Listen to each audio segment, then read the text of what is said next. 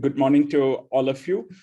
I would like to evangelize a little bit today about launching a nationwide movement for school children of our country, which center stages mathematics, and specifically through this vehicle, which we call the Ramanujan Math Circles. And I will try to tell you a little bit about it and why that's so important. So since this is about maths, let me frame it mathematically. Let me state what the problem is. So in a sense, the problem is twofold. There is, on the one hand, as all of you appreciate, there's an increasingly data-driven society today, and that needs widespread numeracy amongst our population. At the same time, this driving of this, the driving that has to be done in this as we progress needs people who have very high level maths competence, and not only competence, innovative thinking, so that they can sort of push the frontiers in these topics. And the number of people we have in our country, that needs scaling up enormously. I've just listed here a few different topics. These are buzzwords you might have all heard of. They're just a certain set of topics here, which probably have been in the news. But what I want to stress is one thing common to all of these is that a strong mathematical competence is necessary to push the frontiers in all these exciting areas. And we are going to be left behind if we do not, sort of build that competence. So we are lagging way behind the comparable economies in these skills. The essential root cause is that our maths pedagogy in our educational system is not geared towards creative problem solving, or going ahead, even problem posing, asking questions which can lead to new problems which you can then try to solve, and so on. The emphasis is more on a very passive learning, which involves rote and plug-in formulas, without much emphasis on grasping the basic concepts, without which you're not going to be a creative problem solver, or let alone a problem poser. And this is reflected in our abysmal performance in various national and international metrics. There's the Acer Pratham, many people know of. We participated in 2009 in the PISA, which is one of the international metrics in maths and other skills, and we fared 72nd out of 73rd. This year, I think we are participating again, but let's see, in the International Maths Olympiads and so on. But we can talk about appropriateness, but what is common is that we don't seem to be anywhere near where comparable countries are. Sort of a flip side of this is that our school teachers themselves are not adequately trained or motivated to foster these qualities of creative problem solving and thinking, in a sense, out of the box.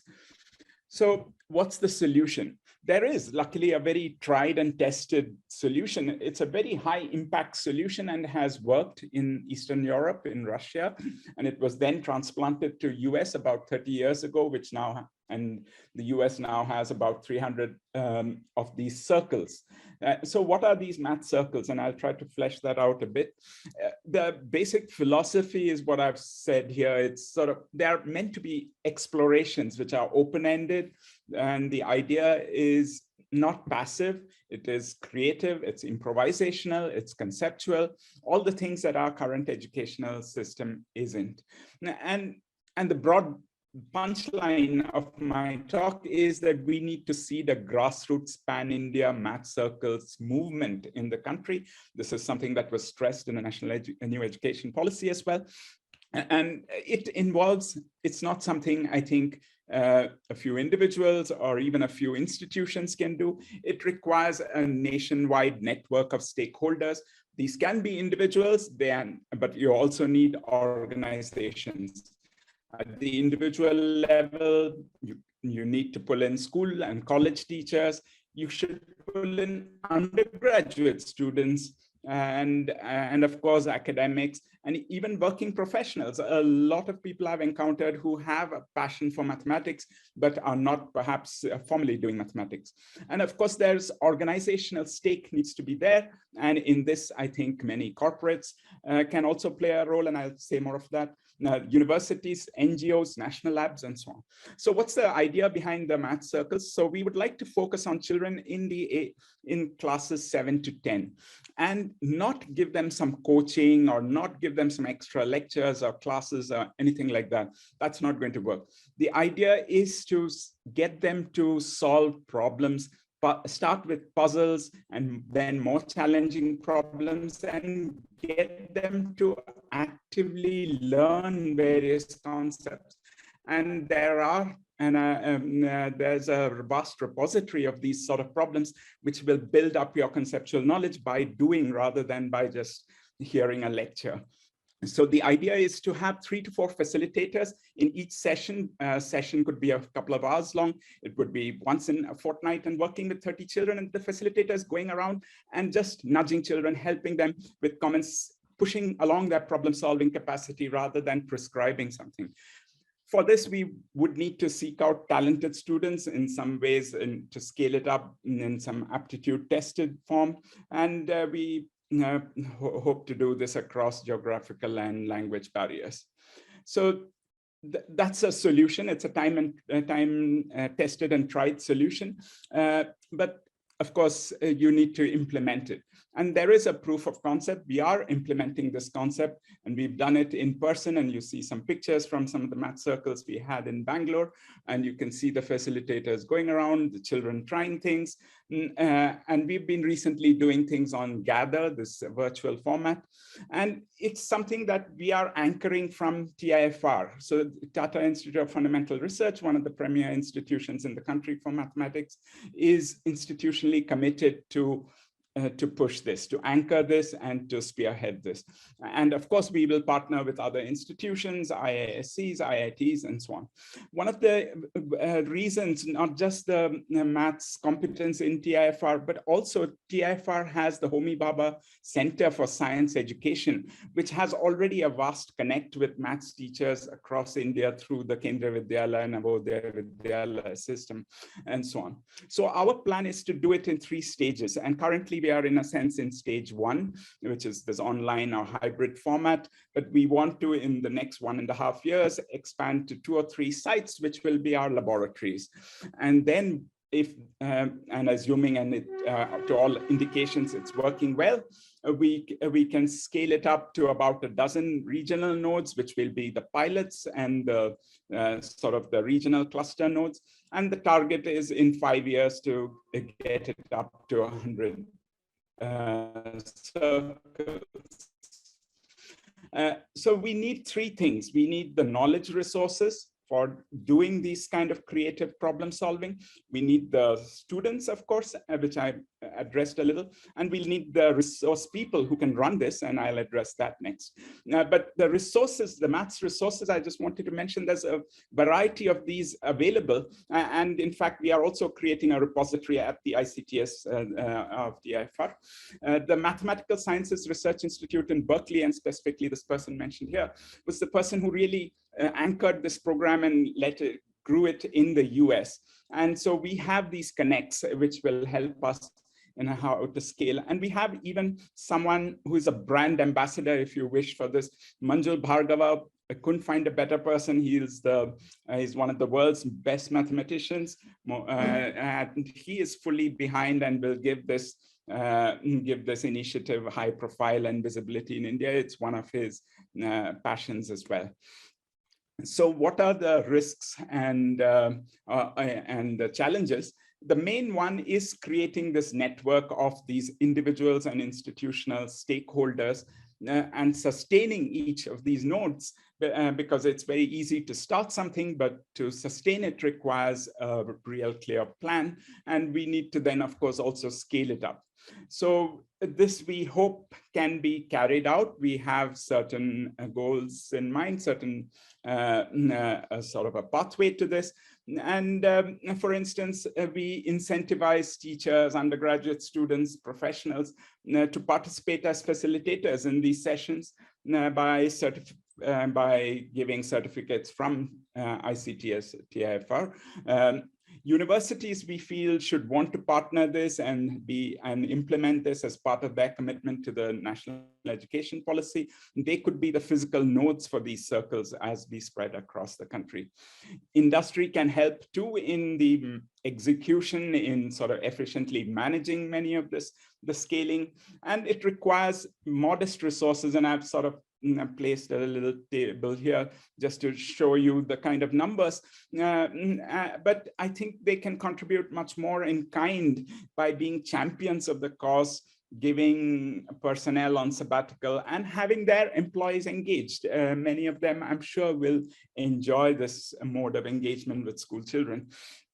And the budget, as I said, for each circle would be fairly modest. It would be mainly going towards maths resource persons who would be full-time organizing these things. So, and what are the outcomes? I think there's a lot we'll gain from this. Once we scale it to about 100 math circles, we'll have easily something between 50 to 100,000 children per annum going through these schools, these circles, and coming out with high-level problem-solving skills. It will moreover create networks of people who are passionate about maths, and that's something that always drives this along. And I just want to mention the example of the chess clubs, which have sprung up all over the country. And in a way, after Vishwanathan Anand, there's been a sea change in the way chess is perceived, chess is conducted, and young people from an early age who are passionate about it have now strong networks by which they can foster their interest. And it's these people with these high-level problem-solving skills in maths who will go on to provide the talent pool of the country for our future scientific and technological innovation. So it's something we must do. The teachers who will be involved as facilitators, at scale, we would have a few thousand maths instructors who would be trained in this special maths pedagogy and in some sense certified with participation in this, who would have a stronger concepts themselves and can convey that and indirectly benefit many more children in their schools. So what are we looking for? We are looking for people who can champion this cause outside the academic system where I come from, and who will help us as we scale. And that's one of the major challenges. So I entreat you, please join this movement. And I think we need to light this fire for maths in the country. Thank you very much. Thank you, sir. You were before time, so I get a lot of opportunity to talk about it. And this passion that you have for students and for how maths is an integral part of it, for the problem solving and everything was really insightful. And if you wish to add anything specifically, you still have time to. So just in case if any, So since there are many people here from the R&Ds, from the corporate CSR sector, and many of the corporates have their own R&D units and so on, what I would really like, as I said, are people who will champion this cause and be partners with us. I think it's not, there is, of course, the resources needed, but I think the problem of scaling up is something I think that many NGOs, many corporates have successfully tackled. And I think those skills are something we will need to execute this in a very effective way. And of course, as I said earlier, we have these knowledge partners from the US and so on who can also tell us how to scale. But it is this, I think, that will be one of the major challenges, and getting that movement going. So, sorry to interrupt you, sir. We have a question sure. by Miss Madhavi. How can this be introduced to younger children, that is between the age group of 5 to 12? Absolutely. I think, in fact, if you see the math circles in the US, so this is, you can see math circle by the Bay, and so a lot of it grew in the San Francisco area. And now they have math circles for people from pre-kindergarten to high school. We thought we would start with 7 to 10, because that's a very key age when a lot of people's mathematical abilities develop, and yet they are not yet caught up in all the high school and college admissions and so on and so forth. So that is what we thought we will begin with, but indeed we hope we can scale it up. And one of the things I wanted to, maybe I should emphasize now, is that the idea of the math circle, both in the US and in India, what we should have is something very decentralized. It should be things that people feel free, empowered to start up in their communities, in their areas as well. And we can handhold these processes. We can help people with the resources, both the mathematical resources and perhaps some of the other resources, and sort of be there to mentor these things, but in some way it should be a grassroots thing. And so if people would like to try at an earlier age, all power. Thank you, sir. We still have more questions. However, because of the time crunch, we might not be able to take them. But it's in the Q&A section, so if you wish to answer them, you can provide the answers there, or we can forward them later to you also. Yeah, thank you very much. Yes, please, I can see some of the questions, but please do forward things to me. Definitely, sir, we'll do that.